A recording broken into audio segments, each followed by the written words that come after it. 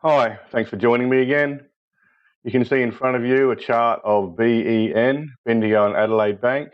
It's a weekly chart, and I've got a wide view up at the moment so you can see my lines. You can see that I've marked the highs of the most recent range going through here. You can see I've shown where the first breakdown occurred and that price couldn't recover from that level and price continued lower. Here you've got a complex resistance level. I sort of think of this as a zone rather than two single lines. This is an area where there's likely to be resistance in the chart. I've marked the lows here and here. Here's your breakdown bar when the COVID-19 issues started at the beginning of last year. You can see prices come down over 3 weeks on pretty heavy volume. Now, I'll just tighten that up so you can get a better look. You can see on this bar down here that volume was very high.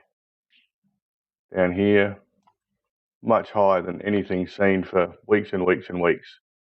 But the close was mid-bar, so there was likely some interest in the stock at this sort of level. However, supply continued to come out, news was bad, and price continued lower on declining volumes. But you can see that price isn't stretching down looking for buyers any longer. The buyers seem to be around this area. They're here. They're just letting price come to them. Here was your first sign that the market really was beginning to buy. This is more than likely a buy the offer sort of bar where price has, on this bar, come down, found a buyer and closed mid-bar. Then the next week, prices continued higher and then closed low.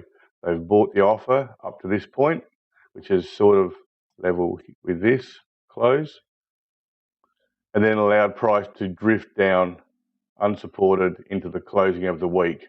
A second buy the offer type bar the following week, but supply is still around and news was bad. It was unlikely the price was going to try and take off at this point. And there's more accumulation that can go on. You can see this was more of a supporting bar, another buy the offer type bar, and price continues to drift lower. If you take all them off, you can really see that price is declining slowly. Volume is being drawn out, but there is no real push lower any longer. Support has come in, at least to a degree. Here was your first sign of a breakout, confirmed the following week. But news continued to be bad, supply was still present, and price came back. It appears to have tested this close back into the body of this accumulation. It's a bit of a messy sort of a testing of the strength of this stock, but you can see down here that volumes have, for the most part, declined considerably over what was being seen previously. So supply has eased. Those who are going to sell have probably done so over here, and the market's just waiting for the right time, waiting for trading conditions to improve. You can see that price here has started to creep up, and then the markup began. You can see price accelerating higher. It continued higher for 1, 2, 3, 4, 5, 6, 7 weeks higher closes before it reached this complex level here. And price had to do some work for a while, absorbing the obvious supply that was going to be drawn out during this period. Now, this week, price accelerated higher on an increase in volume, but closed poorly, albeit still above this oblique line here. This looks like a really serious upthrust, and it may well turn out to be. But let's just change to a daily view and analyse it a bit closer. You can see that price accelerated higher. This was when the new announcement for the half year was made. There was a little gap at the open. Price accelerated higher on very high volume. The next day, there was a little bit of narrowing of the spread and a little bit of a gap off the previous close. We're on a daily chart now, remember. This is the next day. But volume was actually a little higher and spread narrowed. So supply is obviously coming in. The next day, price attempted to continue higher on still very high volume, but it actually closed lower than the previous close. The next day, gapped lower, although volume was beginning to decline back to more normal levels. And on the Friday, spread had narrowed back to a more reasonable level and volume was below average. Now, we can see that price was accelerated higher, found supply, and then dropped back on reducing volumes. You've got to come up with some sort of narrative to understand what might be going on, because the chart is showing an unfolding story, and you've got to read the story. You may not always get it right, especially the first time, but you keep on adjusting what you can see happening on the chart to fit what's happening. Eventually you'll start to understand what's going on. You will have adjusted your story. So I'll flick back to the weekly chart again. Now, we can be pretty sure there was accumulation down here, and this was testing the strength of the breakout. Then there was an obvious markup in price.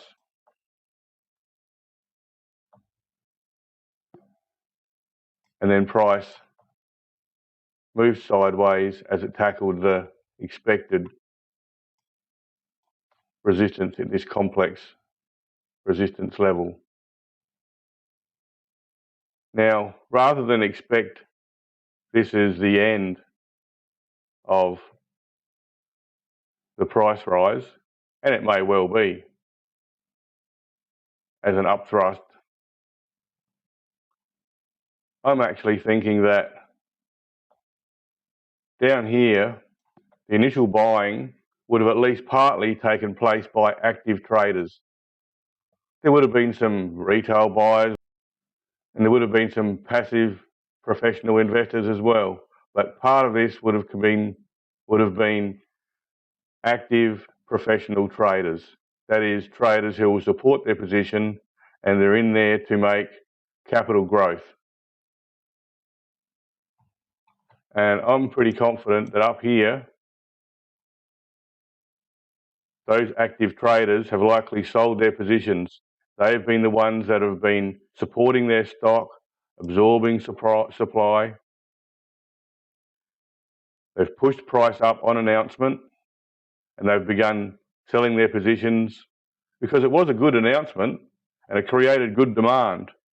So that demand was being sold into by the active professionals who bought around the $6, and then they began selling around the $11. So they've made a pretty good return in less than a year, and they're the ones who have sold out their positions, and they've sold it to retail and passive professionals who are looking for dividends. The active professionals are rarely looking for a dividend. They're looking for capital growth in a short period of time where they can take a position, they can mark price up, they can then find a good reason to sell, a good reason to mark the market up very quickly, like this announcement, and then sell to the demand that's been created. Now, if this is the case, this will leave the stock without a driver in place, because the passive professionals, they take their position and then sit on the sidelines and wait for the market to do its thing. Retailers aren't generally strong enough to be marking up price or defending against supply, so this will likely leave the stock without anyone in the driver's seat.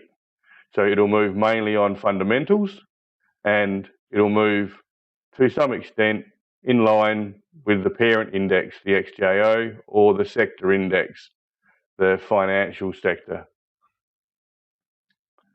That doesn't necessarily mean price will just decline and that's it, because there's been an upthrust and it's been on high volume. I expect that this higher volume just represents how much the active professionals bought during this accumulation period and during the markup period. So it's only a relatively small percentage of the overall stock, and the stock produced fairly good results. So I imagine that there'll be a lack of direction in the stock for a while, and price may decline a little, maybe even down to this old support line. We'll just have to watch and see. But I expect that there'll be a lack of a driver in place now. That'll make it more difficult for the stock to continue higher. But I don't actually expect this will be the end and price will decline back to these levels. I don't think that will happen. I think price will look messy now. So you end up with a chart that looks a little messy. The levels don't really line up very well. But apart from that, I think price will probably meander to some extent with no driver and move roughly in line with the sector and parent indexes. We'll just go back to the daily quickly. You can see that most recently support was found at this level. Here's the previous low. So in response to this, I'm expecting price to come down to one of these levels and then possibly find at least reasonable support. And we'll see what happens from there. Seeing as the dividend's been reinstated, it may be that price continues at this sort of level and consolidates for a period. And if the overall market continues higher, it may push up from there. But I'm pretty confident that the active professionals that bought at the lows of the COVID-19 crisis probably got out. If not all of them, quite a few of them got out on the very high volumes coming in here. And that's why you should always be concerned about prices when they accelerate higher on wide spreads. You just want to watch and see where that supply might have been coming from for someone selling. And on those first 2 days in particular, the media was strong and positive and prices were going to the moon, but all the time they were likely being sold into by the active professionals who bought months earlier, had spent the time supporting the stock, marking it up, and now they were taking their profits. Okay, that's my lot. Hope that was worthwhile. Thank you. See ya.